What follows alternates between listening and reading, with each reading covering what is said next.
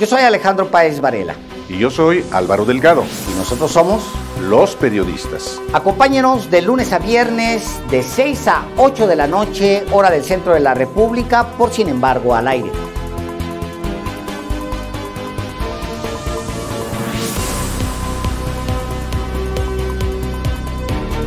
Información,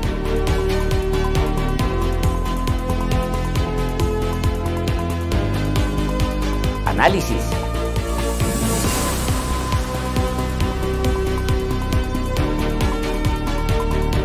entrevistas,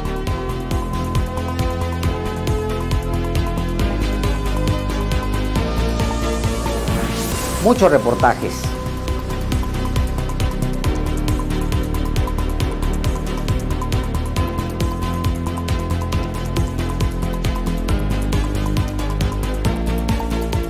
y con la característica que usted ya conoce de los periodistas: información con rigor.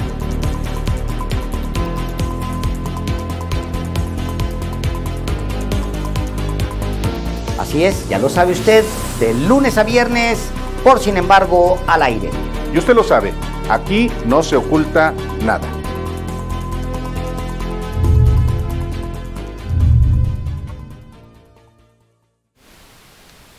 Muy buenas noches a todo el auditorio de Sin embargo al aire. Por fin ya es viernes y por fin ya estamos aquí con este resumen semanal que con mucho cariño les preparamos Daniela Barragán y su servidora. Y pues esperamos que esté ya muy cómodo usted con su pronóstico del clima, ya muy bien preparado para ver este resumen de noticias para que comience su fin de semana muy bien informado. Y pues buenas noches, Dani. Buenas noches, Ilse García. Es viernes 26 de noviembre y fíjate, la semana ya empieza como a bajar un poquito de nivel de intensidad, porque pues es también lo de fin de año. Por ejemplo, siempre en las redacciones estas fechas ya como que la actividad baja. Entonces, pues empiezan ahí las guardias de que trabaja la mitad Año Nuevo, trabaja la mitad Navidad. Entonces, porque pues así funciona una redacción, jamás se puede quedar sola, pero sí se empiezan a dividir los equipos porque el ritmo baja. Lo empezamos a sentir, pero la semana tuvo pues muchos episodios, así que pues le vamos a platicar de todo, absolutamente todo aquí en este espacio. Bienvenidos, bienvenidas. No se olvide de dejarnos sus likes y vamos a empezar ya rápido con la información. Ilse García, vámonos a una pausa y ya estamos con el lunes 26, ¿no? Y el lunes, ¿por qué lo estoy regando? Y el lunes 22, ya quiero terminar. No es cierto, empezamos con el lunes 22, así que vamos a esta pausa y ya volvemos.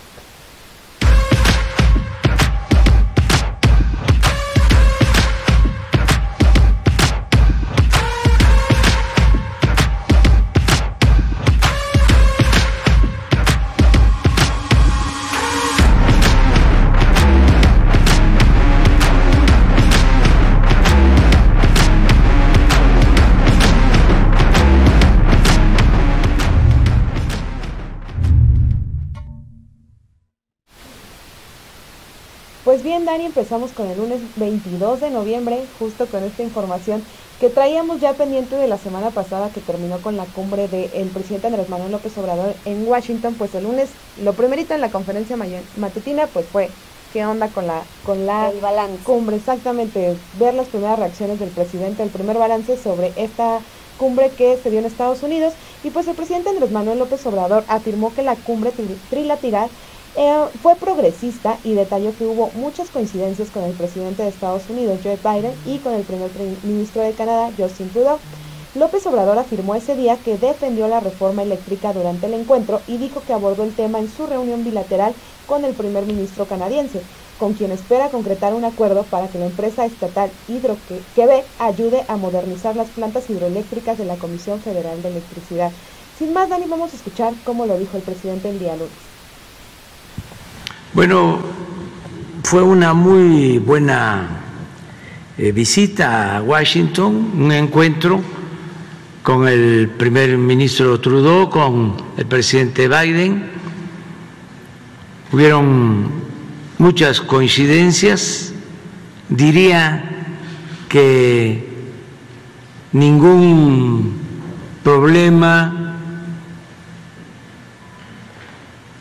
ninguna diferencia de fondo. Yo llegué a decirles que era como una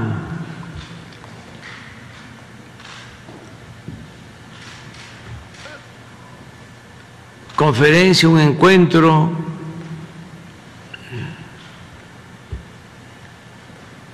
progresista.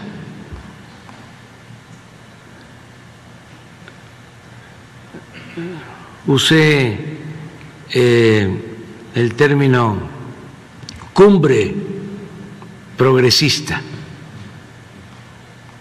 por las coincidencias.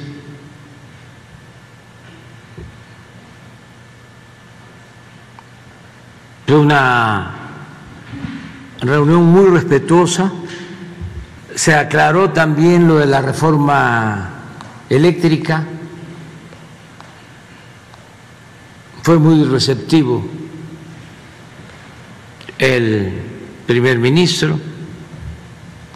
Le dije que habían utilizado la bandera de las energías limpias para hacer negocios sucios. Le expliqué a detalle cómo habían saqueado al país en los últimos tiempos.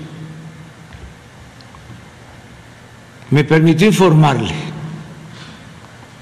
para que no se prestaran nuestras acciones a malas interpretaciones. Fue muy bueno, por eso la reunión. Bueno, y de esa nota nos vamos a la principal, sin embargo, de ese lunes, que fue un reportaje de Álvaro Delgado sobre este personaje, Ramón Muñoz Gutiérrez, que es miembro juramentado de la organización ultrasecreta de El Yunque, que ha cobrado millones de pesos para capacitar a los nuevos liderazgos del Partido Acción Nacional, pues sí, rumbo a los procesos electorales de los siguientes años. Vamos a escuchar este video de Álvaro Delgado donde nos platica bien quién es este personaje. El Partido Acción Nacional puso su futuro en manos de un personaje muy peculiar, Ramón Muñoz Gutiérrez, jefe de la oficina de la presidencia de Vicente Fox y miembro juramentado de la organización secreta El Yunque, quien cobra millones de pesos como responsable de la planeación estratégica y la capacitación de los liderazgos para ganar las elecciones estatales y federales hasta el 2024. Muñoz Gutiérrez, cuyo seudónimo en El Yunque es Julio Vértiz, imparte cursos y conferencias motivacionales a militantes y dirigentes del PAN, como consta en documentos que obtuvo sin embargo, y que cobra a través del Centro de Innovación y Paradigmas, empresa que él creó en 2012 después de ser senador de ese partido. Según las cláusulas de los contratos, este personaje, que fue mano derecha de Fox desde que fue gobernador de Guanajuato, es la mente estratégica detrás de los dirigentes y gobernantes del PAN, a quienes capacita desde coaching sobre liderazgo con valores, modelos de buen gobierno, creatividad e innovación, hasta ideas y acciones para contrarrestar las consecuencias políticas, sociales y económicas provocadas por el COVID-19. Muñoz Gutiérrez ha sido consejero personal del presidente del PAN, Marco Cortés, y apenas el 7 de noviembre expuso en el Comité Ejecutivo Nacional su plan para establecer los objetivos estratégicos de las diferentes áreas con miras a consolidar a Acción Nacional como la verdadera alternativa de México. Ese día, Muñoz Gutiérrez, quien se hace llamar CEO del Centro de Innovación y Paradigmas, detalló el plan estratégico para que el PAN gane las 6 elecciones estatales de 2022, las 2 de 2023 y la presidencia de la República y la mayoría en el Congreso en 2024. Ramón Muñoz Gutiérrez, nacido en Lagos de Moreno, Jalisco, hizo carrera política en Guanajuato donde también inició su militancia en la organización secreta y ultraderechista El Yunque. Se promueve desde hace muchos años como líder en innovación gubernamental y motivación de cuadros políticos, y como tal se convirtió en contratista del Partido Acción Nacional, cuyo presidente de la Comisión Política Nacional, Santiago Krill, fue su compañero en el gabinete de Fox entre el año 2000 y el 2006. Él era el jefe de la Oficina de Innovación Gubernamental, encargado de la contratación de todos los puestos en el gobierno federal, y Krill era el secretario de Gobernación. Al menos desde el 2019, Ramón Muñoz cobra como asesor del PAN, según los contratos que obtuvo, sin embargo, y que consignan el cobro de más de 2 millones de pesos al año. Para este propósito, Ramón Muñoz tiene su empresa, Centro de Innovación y Paradigmas, que firma los contratos a través de sus representantes legales, Ricardo Martín Rogero Rodríguez y también José Muñoz Martínez, hijo del exfuncionario de Vicente Fox.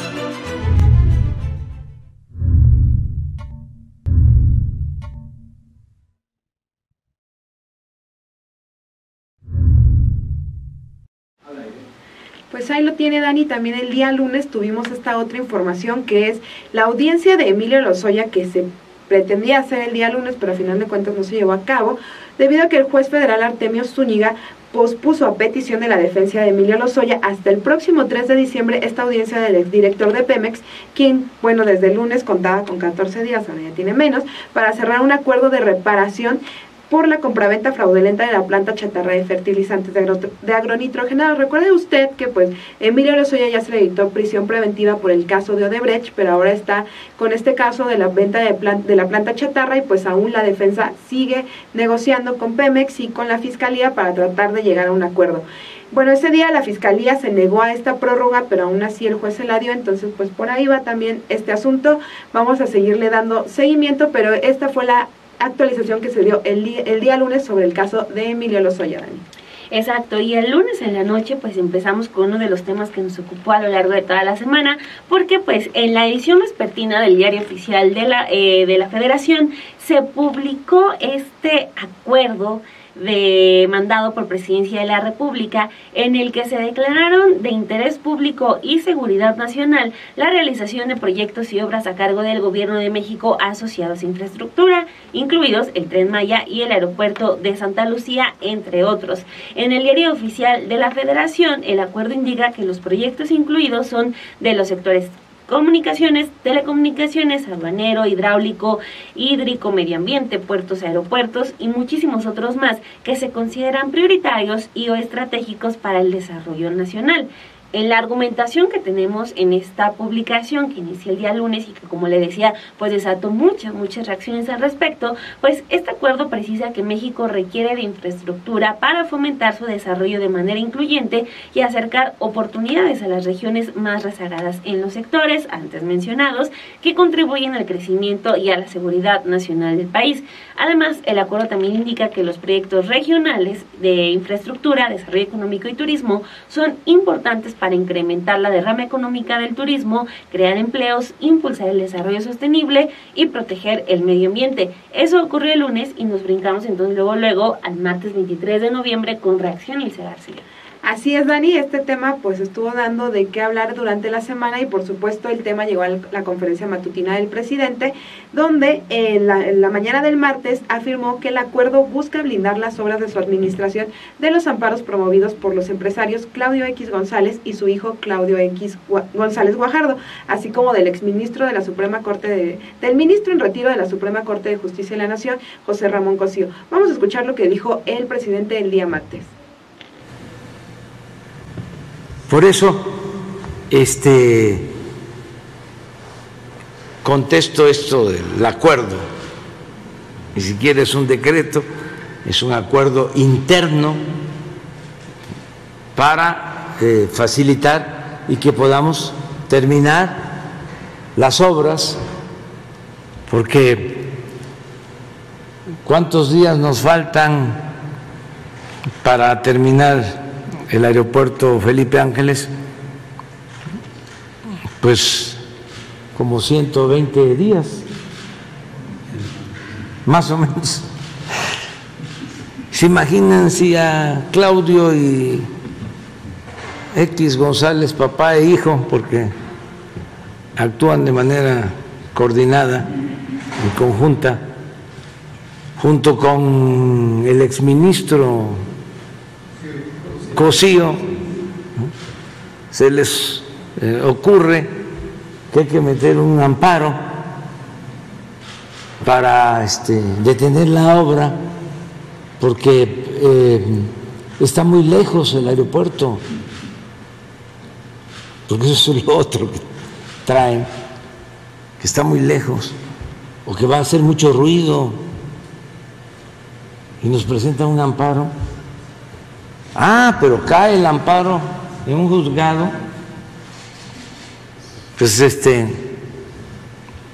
esos en donde si la ensartamos perdemos, y si no la ensartamos también,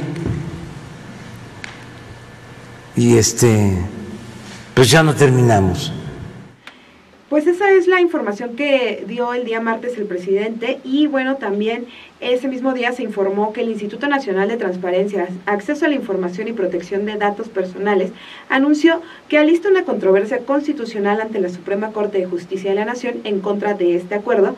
Y bueno, en un comunicado el INAI detalló que luego de analizar los alcances del acuerdo publicado el día lunes, el Pleno del Instituto determinó ejercer este control constitucional, con el cual buscará evitar que las dependencias y entidades de la Administración Pública Federal reserven por seguridad nacional de manera generalizada y anticipada la información relacionada con los proyectos y obras del actual gobierno, Dani.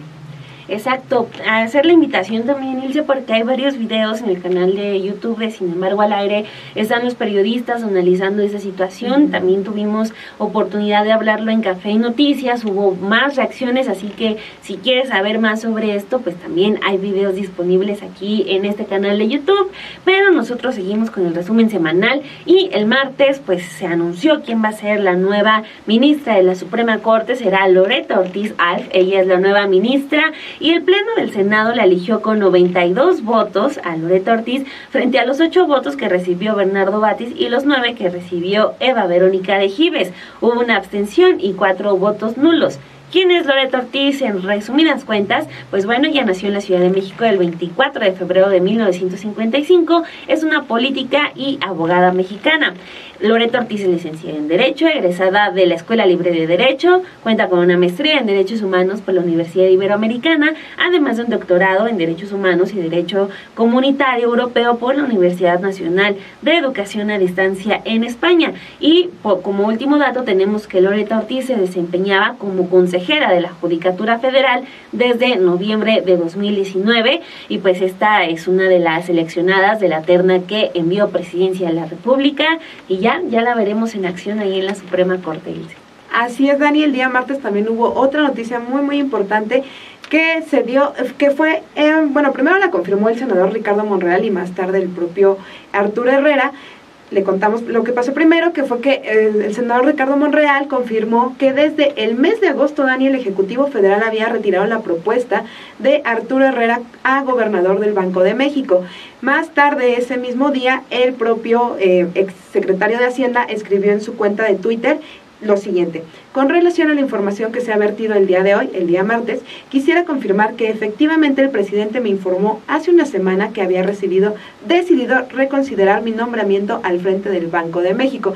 Es así que desde el día martes supimos pues lo que más tarde se confirmó con la propuesta la nueva propuesta del Ejecutivo para esta posición en el Banco de México, pues que ya no sería para Arturo Herrera, Dani. Sí, pues estuvo impactante esa noticia, Ilse García, sí. Como que creo que nadie se lo esperaba, pero pues que desde agosto, desde hace ya varios meses, pues ya lo habían retirado, y bueno, nos quedamos con muy poquita información al respecto, y solo a la espera a ver si reaparece Arturo Herrera en otra área. Pero sin más nos vamos a la nota principal, sin embargo, de ese martes, que fue sobre la reforma eléctrica y pues esta oportunidad o todo lo contrario que puede tener el PRI con esta aprobación. Se trata de un reportaje realizado por nuestro compañero Obed Rosas, y ahí nos detalla que la reforma eléctrica del presidente López Obrador está en manos del PRI para su aprobación, y justo se da cuando el partido se encuentra en una crisis de votos y cuando vienen elecciones importantes en los siguientes años. Vamos a ver este video y volvemos. Una vez que fue aprobado el presupuesto de egresos de la Federación para el año 2022, los legisladores de Morena tienen una nueva encomienda: sacar adelante la reforma eléctrica del presidente Andrés Manuel López Obrador. Con estos fines, tendrán que lidiar con la resistencia de los partidos de oposición, sin los cuales no podrán salir adelante los cambios propuestos a la ley, y de no lograr la aprobación en este periodo ordinario, buscar los consensos necesarios en 2022, un año que estará marcado por las elecciones en 6 estados y por la revocación de mandato. Morena cuenta con los votos de sus 201 diputados, al igual que los 33 del Partido del Trabajo y los 43 del Partido Verde Ecologista de México. Es decir, el proyecto de gobierno de López Obrador tiene 227 votos. Sin embargo, necesita 334 para aprobar una reforma constitucional, para la cual se requiere del respaldo de las 2/3 partes del Congreso. Los votos faltantes tendrá que conseguirlos de la oposición, en particular del Partido Revolucionario Institucional, el cual se ha mostrado interesado en negociar con Morena, aunque ha puesto como fecha el próximo año, una vez que queden atrás las elecciones en las cuales el tricolor buscará mantener los gobiernos de Oaxaca e Hidalgo, uno de los últimos bastiones que le quedan. Analistas políticos consultados por Sin embargo, indicaron que el PRI buscará darle una reforma energética light al gobierno, aunque indicaron que el gobierno también puede lograr doblarle las manos al PRI para que ceda todo. Otro escenario, dijeron, será que los legisladores del tricolor no voten a favor, pero se abstengan en la sesión para que Morena requiera menos votos para aprobar la reforma eléctrica. Con información de Obed Rosas para Sin embargo al aire, Romina Gándara.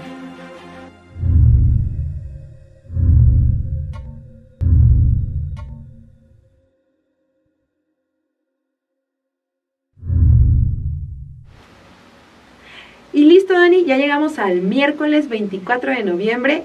Hay que aprovechar para recordar a la gente que vaya dejando sus likes, por supuesto, que no se olvide de suscribirse al canal de Sin embargo al aire, porque ya estamos cada vez más cerca del 1,000,000 de suscriptores. Y medio millón. El 500,000. Te estás adelantando, pero lo vamos a lograr. Sí, seguramente, por eso estoy viendo el futuro nada más. Ah, qué chido. Pero bueno, más bien, el 500,000, gracias por corregirme, Dani, y queremos lograrlo antes de finalizar este año, así que si usted conoce a alguien que no se ha suscrito, recuérdale que se suscriba al canal de Sin embargo al aire. Y sin más, el día miércoles tuvimos ya estos anuncios bastante preocupantes, Dani, que se dieron esta semana sobre la inflación en el país, y es que el aumento de precios en México, no solo en México, también en Estados Unidos, Dani, ha rebasado los pronósticos que tienen las autoridades. Y es que la inflación en la primera quincena de noviembre superó el techo del 7% y las previsiones que tenía el Banco de México, esto según los datos del Instituto Nacional de Estadística y Geografía. Este rebote, Dani, no se había visto desde hace 20 años, por eso aquí lo preocupante del asunto. Y bueno, el presidente del INEGI informó el día miércoles, Julio Santaella, en su cuenta de Twitter, informó lo siguiente, que esta inflación general alcanzó el 7.05% año contra año, la mayor tasa registrada desde abril de 2001, y detalló que los productos con las mayores alzas de precios fueron el tomate verde, la electricidad, los chiles frescos, la guayaba, el durazno, el chile poblano y el transporte aéreo. El indicador es preocupante porque supera de largo la meta del 3% de inflación anual establecida por el Banco de México, por lo que la estimación de fin de año para diciembre está entre 7.1 y 7.3, lo que fue calificado como realmente un problema grave. Como le habíamos mencionado, pues esto no fue exclusivamente de México, también hubo datos en la semana de Estados Unidos, donde también se presenta una alza preocupante en la inflación de los precios, Dani. Exacto, y ahora que mencionabas temas de Banjico, pues vámonos, porque aunque le estábamos contando lo de Arturo Herrera, que ya no iba, pues para el miércoles en la mañana se confirmó pues quién se iba a hacer propuesta desde Palacio Nacional. El presidente López Obrador lo confirmó en su conferencia matutina. Primero dijo que sí, efectivamente, la propuesta de Arturo Herrera se quitó de la mesa, pero dijo que la nueva propuesta será Victoria Rodríguez Ceja. Ella es actualmente subsecretaria de egresos de la Secretaría de Hacienda y Crédito Público, y destacó, entre otras cosas, que ella sería la primera mujer en ocupar ese cargo. Vamos a escuchar cómo lo dijo el presidente. Voy a enviar en esta semana la propuesta de Victoria Rodríguez Ceja, la subsecretaria de Hacienda. Ella va a hacer nuestra propuesta para el Banco de México.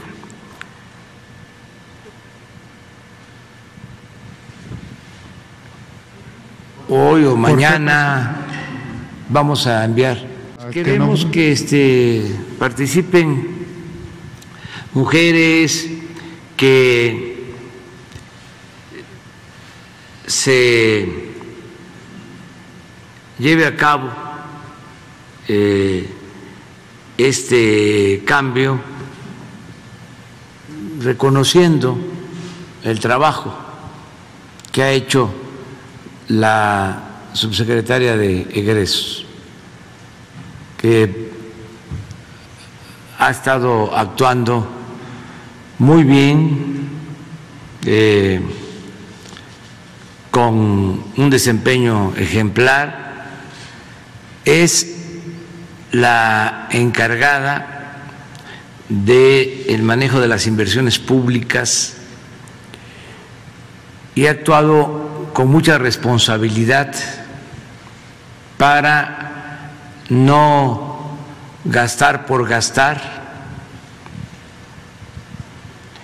A ella se debe el que tengamos estabilidad financiera, el que no se haya recurrido a deuda adicional. Es una muy buena servidora pública. Por primera vez va a estar encabezando el Banco de México una mujer. Listo, pues ahí tiene esa declaración del presidente. Y también ese mismo día se compartió en la prensa un video de Rodríguez Ceja junto al secretario de Hacienda, que también dan un mensaje sobre esto, porque pues muchos estaban hablando de qué había pasado con Arturo Herrera, pero acá pues dijeron a lo que nos truje, y vamos a hablar de la que podría ser la nueva representante de Banjico, que viene de la Secretaría de Hacienda. Así que vamos a escuchar este video que dio ella junto con el secretario de Hacienda, Rogelio Ramírez de la O. En la Secretaría de Hacienda estamos dedicados a preservar las finanzas públicas sanas y también a respetar la autonomía del Banco de México. Es una atribución del presidente de la República nominar a su candidato para el puesto de gobernador o gobernadora del Banco de México. Como lo indicó en su conferencia de esta mañana, la licenciada Victoria Rodríguez Ceja es una funcionaria honesta, competente y muy respetada por todos nosotros. En su ejercicio como subsecretaria de egresos, nunca permitió un desfase de la meta del balance fiscal que nos aprueba el Congreso de la Unión. Estamos además complacidos por el hecho de que sería la primera mujer en ocupar esta importante posición. Seguiremos ocupados en la estabilidad de las finanzas públicas y en servir a México. Muchas gracias. Buenas tardes. Es un honor para mí haber sido nominada por el señor presidente de la República para el puesto de gobernadora del Banco de México. Cumpliré, en caso de ser ratificada por el Senado, con la función establecida en el marco normativo de esta institución. Mi compromiso es el combate a la inflación, no tocar las reservas internacionales y cumplir con la autonomía del Banco de México. Muchas gracias. Pues ahí lo tienen, Dani. Y bueno, el día miércoles, ya me andaba regresando al martes, el presidente Andrés Manuel López Obrador presentó desde Zacatecas un plan para reforzar la seguridad en esa entidad ante el aumento de la violencia, pues tan solo en los últimos 6 días los cuerpos de 18 personas han sido colgados en lugares públicos en 2 casos diferentes. Zacatecas enfrenta una pugna entre los poderosos cárteles de Sinaloa y el cártel Jalisco Nueva Generación, por lo que es uno de los estados con mayor índice de homicidios en lo que va del año, con cerca de 37 por cada 100,000 habitantes. Dani, como hemos visto estos últimos días, pues la entidad ha vivido momentos pues de terror literal al encontrar estos cuerpos colgados en diferentes zonas, y pues efectivamente el día miércoles el presidente López Obrador y su gabinete completo se trasladaron hasta esa entidad para presentar este proyecto de reforzamiento de seguridad, donde por ejemplo, una de las cosas que se anunciaron fue el fortalecimiento de la seguridad con el despliegue de 3,848 elementos de la Secretaría de la Defensa Nacional y la Guardia Nacional para reforzar la seguridad en esa zona. Vamos a escuchar cómo lo anunció el presidente, Dani. El primer gobernador de esta nueva etapa fue Ricardo Monreal. Desde entonces hemos estado apoyando al pueblo y buscando que las cosas cambien y mejoren en Zacatecas. Por eso teníamos que estar aquí en estos momentos, en esta circunstancia que se está padeciendo de inseguridad y de violencia. Vamos a seguir apoyando, como aquí se ha expresado, con todos los programas de bienestar. Vamos a seguir atendiendo a los jóvenes, que eso es muy importante, porque no se debe enfrentar la violencia con la violencia, no se puede enfrentar el mal con el mal.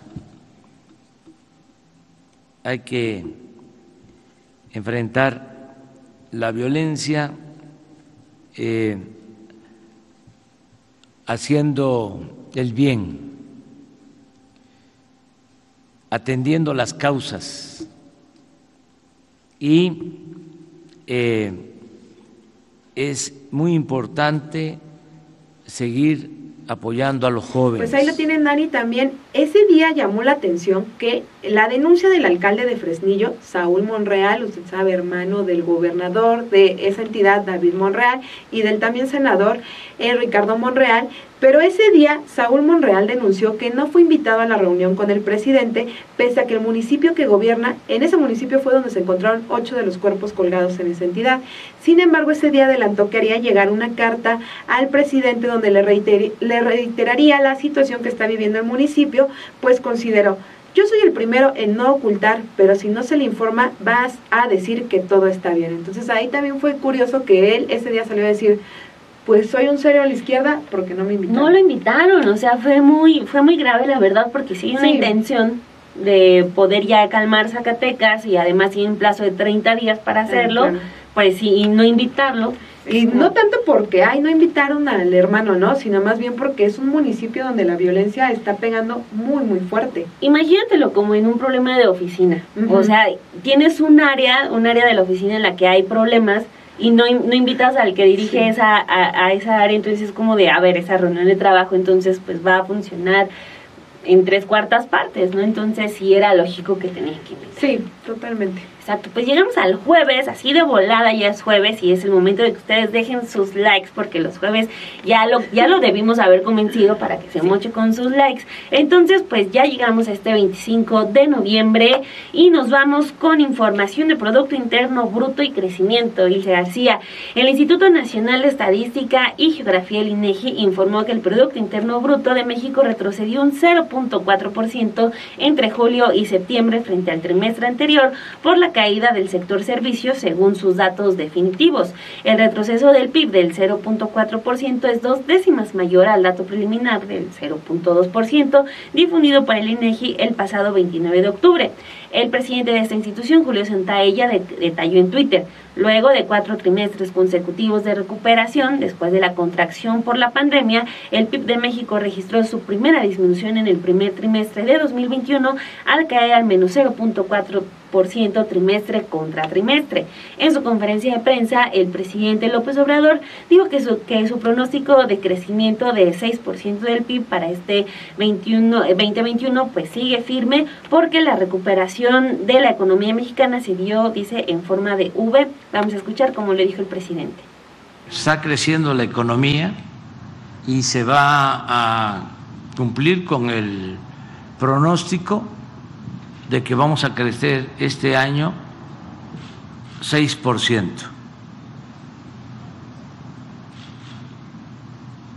Y sí fue una V, y hay varios indicadores. Yo creo que el mejor indicador es el de la creación de empleos formales. Y otro indicador también que ayuda mucho a saber lo que está sucediendo en cuanto a crecimiento económico es inversión extranjera, la llegada de inversión extranjera. Y en los dos casos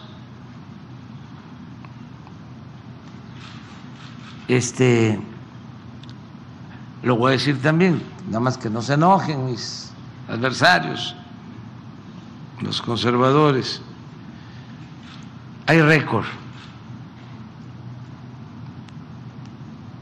Nunca se habían tenido tantos trabajadores inscritos al Seguro Social, nunca como ahora.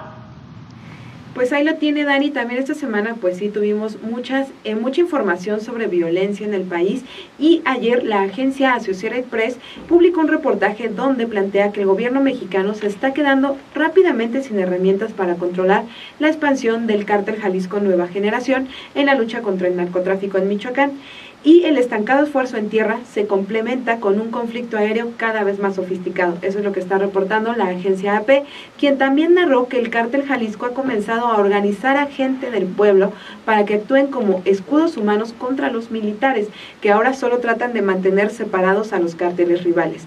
La agencia detalla que los habitantes de Aguililla están hartos de la estrategia del ejército, simplemente esto que les comentábamos, separar el cártel Jalisco de los Viagras, sus rivales que operan en el estado vecino de Michoacán. La política del ejército, según lo que narra AP con testimonios de los habitantes, es que permite que los Viagras, más conocidos por secuestrar y extorsionar, coloquen barricadas y retenes que han bloqueado todo el comercio en Aguililla.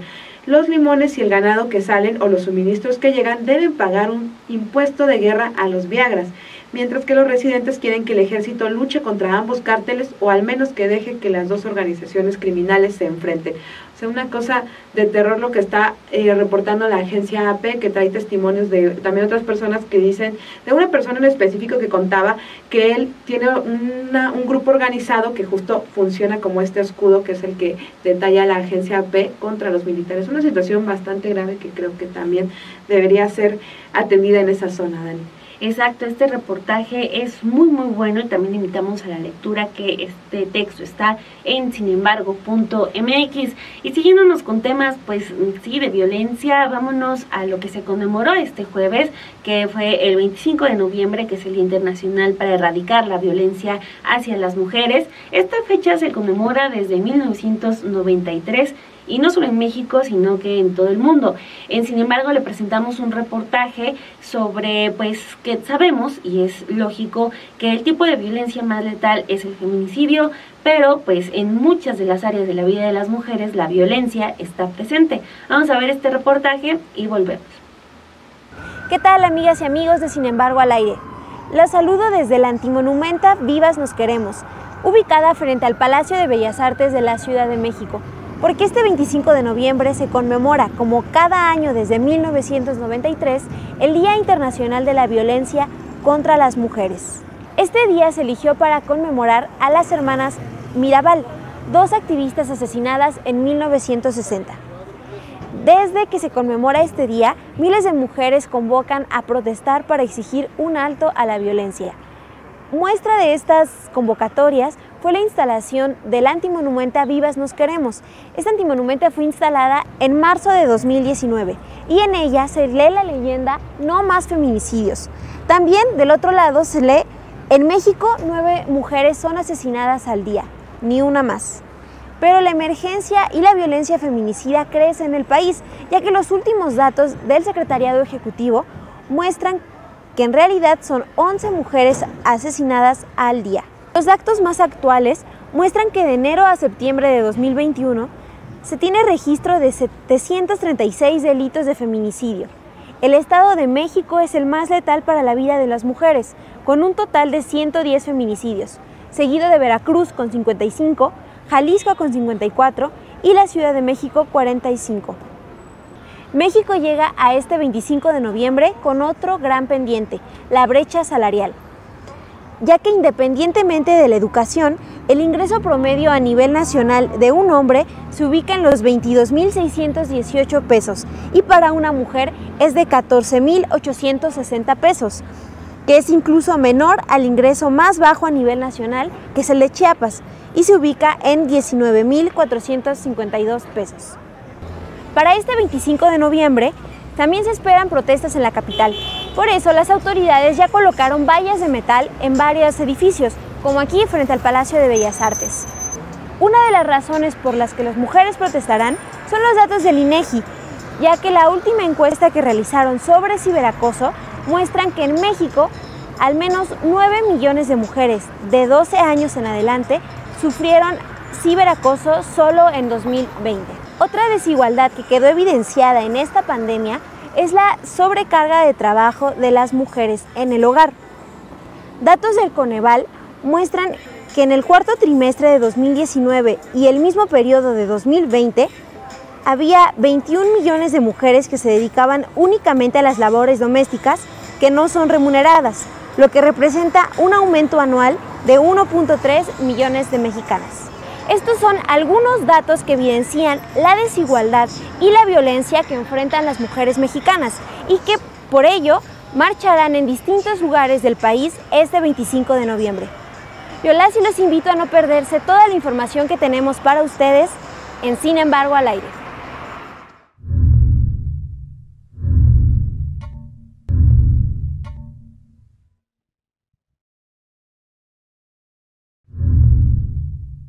Y bueno, Dani, para la última nota del día jueves tenemos una información muy importante que anunció ayer el presidente Andrés Manuel López Obrador, quien dijo que no se descarta una dosis de refuerzo de la vacuna contra la COVID-19. Esa es la primera vez que lo menciona el presidente, Dani. Ya, y bueno, ya un poquito más flexible, ¿no? Sí, ya porque ya también se debe empezar a revisar esta información. Y pues el presidente destacó que actualmente la pandemia está a la baja en México y que han reducido considerablemente las cifras de contagios. El presidente dijo que pues bueno, la tercera dosis se podría empezar con personas adultas mayores.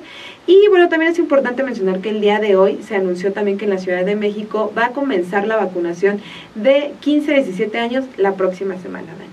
Ahí lo tiene, y así llegamos al último día laboral de la semana, viernes 26 de noviembre, y con noticias nada buenas. La primera es sobre el ataque en Guaymas que se dio el jueves por la noche. Lo metemos en viernes porque es como cuando ya se da a conocer la noticia. El titular de la Secretaría de Marina, José Rafael Ojeda Durán, el almirante, confirmó este viernes que la agresión de un grupo armado al exterior del Palacio Municipal de Guaymas, esto en el estado de Sonora, estaba dirigido al secretario de Seguridad Local y no iba dirigido contra la alcaldesa, como fue la versión inicial. Ella, la alcaldesa, no sufrió ningún daño y el ataque lo descartó. También dijo no fue contra la activista feminista que murió, que fue asesinada durante la balacera. Los dos funcionarios están pues sin daño alguno, aseveró el titular de la SEMAR, quien además confirmó que ya habían habido 2 o 3 intentos de aprehender a uno de los agresores que murió en la escena. Lamentable lo que ocurrió, justo el asesinato de esta chica, aunque no iba dirigido a ella, eso no importa, era una mujer de 18 años que protestaba en contra de la violencia hacia las mujeres, y terrible episodio, Ilse García. Estas cosas que ya no deberían de estar sucediendo, de verdad.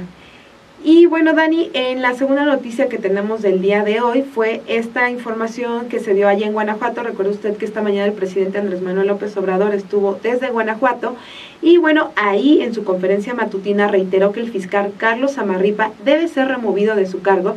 Sin embargo, informó que el asunto ya no será tratado de manera pública por respeto al gobernador, al panista Diego Sinúe. El presidente precisó que el fiscal no estuvo presente en las reuniones de seguridad que sostuvieron, que no ha hablado con él y ni hablará con él. Pues por supuesto, ni cómo va a hablar con él si ya no lo quiere en ese cargo, ¿verdad? Y bueno, López Obrador ha adjudicado la crisis de violencia del Bajío a la gestión del fiscal Samarripa, quien ha estado más de una década en el cargo, el cual ocupará por 7 años y medio más. O sea, algo impensable, pero bueno. En julio pasado el mandatario federal lanzó el primer reclamo al gobierno de Guanajuato por la falta de resultados de la fiscalía frente al crimen organizado, y pues hoy reitera que el fiscal se debe de ir, pero dice que ya no lo dirá en público. Pues sí, ahí sí se lo guardó, porque la reportera que se lo planteó fue algo muy atinado, pero él ahí sí se limitó. Pues bueno, yo creo que también sí fue un tema que se habló, él lo dice, entonces... Pues estaba en Guanajuato, no le iba a decir ahí en su cara otra vez, ¿no? En lo privado sí, pero bueno, ahí tienen para guardar las apariencias. Y nos despedimos el viernes con otra noticia que se dio esta tarde. Mira, a mí me llena de mucho coraje que estas cosas ocurran en el Estado de México, Ilse, porque es una situación permanente, los accidentes con el transporte público, porque no solamente como mexiquense, y sí lo digo así, o sea, no solamente te tienes que enfrentar a un servicio de transporte público pésimo, las condiciones son pésimas, no solamente te tienes que enfrentar a la inseguridad, porque los asaltos son a diario, también te tienes que someter a que te puedes subir a un camión y puede tener un accidente y ahí puede quedar tu vida. O sea, es de verdad una suma de cosas que es lamentable. El gobernador del Estado de México pues informó hoy por la tarde que un autobús de pasajeros impactó contra un domicilio, dejando un saldo preliminar de unas 30 personas lesionadas y 19 personas fallecidas. Es muchísima gente. Esto ocurrió en la comunidad de San José el Guarda, en el municipio de Joquicingo, en el Estado de México. El accidente se registró antes de las 9 de la mañana de este viernes 26 de noviembre. Al momento, el chofer de la unidad con razón social de turismo Tejeda, así se llama, perdió el control al parecer por la falla mecánica tras presuntamente quedarse sin frenos hasta chocar violentamente. Los reportes de medios locales primero dieron a conocer que había unos 50 heridos, todos los pasajeros, y al inicio se manejó pues al menos cuatro muertos. Sin embargo, las cifras se modificaron para aumentar la cifra de fatalidades por encima de los 18. Entre las decenas de heridos se encuentran menores de edad, mujeres y adultos, y se indaga que se dirigían a una excursión. Y sí, la cifra es de 19 fallecidos. Esto ocurrió en la carretera Joquicingo y Malinalco, a la altura del paraje conocido como El Guarda. Pues sí, es terrible. Y esta semana hubo otro accidente en una combi. Es de diario lo que ocurre en el Estado de México y lamentable, de verdad. Así es, Dani, lamentable. Como usted sabe, en estos casos, pues la cifra siempre de heridos y de muertos, desgraciadamente al inicio es confusa. Se habla de 4, de 18, finalmente se habla también de 19, más los heridos, pero pues la cosa aquí es estar súper pendiente de estos casos para exigir a las autoridades pues también que se revise más el transporte público, que se regule, que no se deje transitar, pues así este caso se comenta que al parecer hubo una falla en los frenos del camión y por eso se da este accidente, pero tampoco tiene mucho del otro que se dio, Dani, también en una de las casetas de las entradas a la Ciudad de México, donde el tráiler impactó a varios vehículos que estaban ahí y pues también es que es mucho de todo, dice, porque pueden decir, es que es de turismo, es privado, pero a ver, si no tienes un gremio de transportistas que es tu banco de votos, si en lugar de estarlos consintiendo para que voten por ti, por el PRI en cada elección, los regulas, les pides que cumplan las normas básicas, evitas esto. Claro que sí. Ocurre cada semana, pero no, o sea, en el Estado de México justo todo todos los transportistas, todo pues son un banco de votos del PRI y por eso están intocables, por eso pueden funcionar los camiones en pésimas condiciones, por eso podemos estar hablando de que se renta un camión para ir a una excursión y se queda sin frenos, porque pues ha sido durante décadas una estructura fundamental en el Estado de México para el PRI, así hay que decirlo. Lamentable este suceso, Dani, y lamentablemente pues nos despedimos con esta noticia triste. Ay, que sí es muy, pero a ver, triste. Hagamos una pausa, no hay que despedirnos tristes, amigos, es viernes, vamos a cerrar las máquinas, Ilse García. Viernes. Ya nos vamos, y sí, que tengan un buen fin de semana. Creo que debimos haber seleccionado otra notita para no despedirnos enojadas, pero bueno, a veces así están las cosas. Este tema del Estado de México es que en varias cosas hay que decir cómo se están haciendo mal muchos de los actos con el gobernador del Estado de México. Desafortunadamente esa es la última noticia de la que tenemos, de la que queríamos resaltar de este viernes, pero es parte del resumen y digo. Hay que informarlo, lo importante es informarlo, pero sí, yo también les deseo que tengan un excelente fin de semana, que descansen mucho. Si no vio este resumen en vivo, puede verlo más adelante el fin de semana, puede compartirlo, no olvide dejarnos sus likes. Y pues le agradecemos mucho estarnos acompañando en estos momentos, ya a esta hora, en Sin embargo al aire. Esperemos que... Espérate, antes, perdón que te corté, amiga, perdón. Es que acuérdate que desde la semana pasada nos decían que al final del programa seleccionemos cuál fue la nota destacada para nosotras, en lo personal. A ver, ¿cuál sería la nota más destacada para ti de esta semana? A ver, déjame pensar 2 segundos que ya cerré mi compu y hasta siento que cerré todo, ¿no? Ya es como para irte. Vaya. Ahí se ven. Ahí no casi la aviento. Pues yo la verdad sí me quedaría con lo económico, Dani, porque creo que son temas muy, muy importantes que sobre todo y lo más importante nos pegan directamente al bolsillo, o sea, la inflación. No hay que, a lo mejor no la entendemos mucho, a lo mejor no es no es como tan práctica a veces de explicarse, sobre todo como nos dan los datos, pero ya ver un aumento de hasta el 7% en la inflación, pues significa que nos cuestan cara muchas cosas, o sea, nos cuestan mucho más caras muchas cosas y eso nos afecta directamente. Yo creo que también habla de que la recuperación pues a lo mejor va a ir un poco más lenta, eso también es preocupante, y luego con las nuevas variantes que se descubrieron, la nueva variante que se descubrió esta semana, pues empieza a hablarse de un freno a la recuperación económica y creo que para mí sería lo más destacado de la semana porque sí es un golpe para todos, o sea... Ya nos espantaste a todos, ya nos dejaste así de, no, pues ya mejor le salimos de esta ficción. No, yo me quedo con otra nota triste que fue lo de Marisol Cuadras, esta chica asesinada, porque pues fue eso, fue dirigida a ella, ¿no? O sea, es una jovencita que ya pues le cortaron su vida y justo en el día en el que ocurre, una activista que trabajaba, iba a reuniones o armaba debates y todo, pues, o sea, que es víctima de violencia, es también tremendo y hay que resaltarlo porque hay veces que vemos y leemos ni una más, pero pues cuando llegan estos casos es que pues no solamente es un lema de todas las marchas, es que es la realidad de las mujeres en este país. Pues con eso nos despedimos, queridos amigos. Mil gracias por haber estado en Sin embargo Semanal. Les agradecemos mucho que dejen sus likes, que se suscriban, que compartan este espacio. Ya saben que es el ideal para esos amigos que no están para nada informados. Pues échenles el Sin embargo Semanal y dicen, infórmate de todo lo que ocurrió esta semana. Nosotros ya nos vamos. Mil gracias por habernos acompañado. Ilse García, muchas gracias. Muchas gracias también a ti, Dani. Excelente fin de semana y nos vemos el próximo viernes. Bye.